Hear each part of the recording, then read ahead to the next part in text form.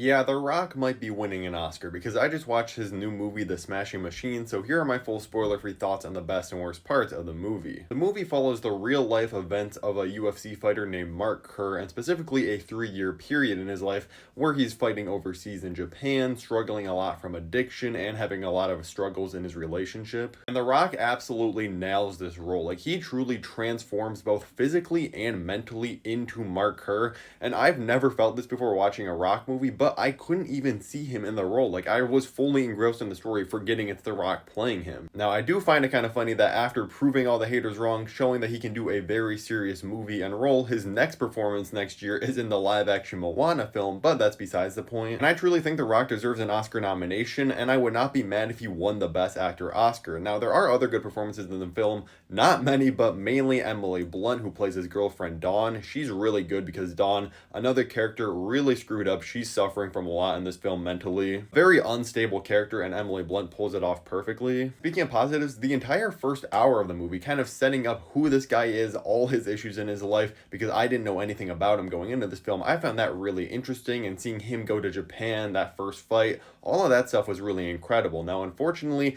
the movie is not perfect, because I'm not gonna lie, I was getting a little bit bored with the middle of this movie. Like, I feel like it takes its time a little bit too much. There's some scenes that literally feel like they just go on a little bit too long. Certain scenes could have just been completely cut from the middle of this film. It could have been like a nice hour, 40-minute long movie instead of 2 hours. Because whenever the movie's not focusing on one of these two characters, I kind of was just not caring at all. Like, we have way too much screen time for his friend and trainer in this film, and I understand this is based on real life events. I just feel like in the movie, he did not need to have as much screen time. At the same time, even though I did find it a little boring in the middle, I do appreciate that the movie's not trying to like over sensationalize the events and the struggles of this man's life. Because like I said, he was dealing with some really serious addiction problems because of all the pain he takes doing all this fighting, stuff in his relationship getting really bad. So I appreciate that it felt like I was watching real people and not like the Real Housewives or something. So even though it was a little slow in the middle, I do appreciate that it felt like I was just watching real life people go through real problems. And the movie does bring me back in the end. I think it's a really powerful ending. Again, I didn't know anything about this guy's life or what was going to happen,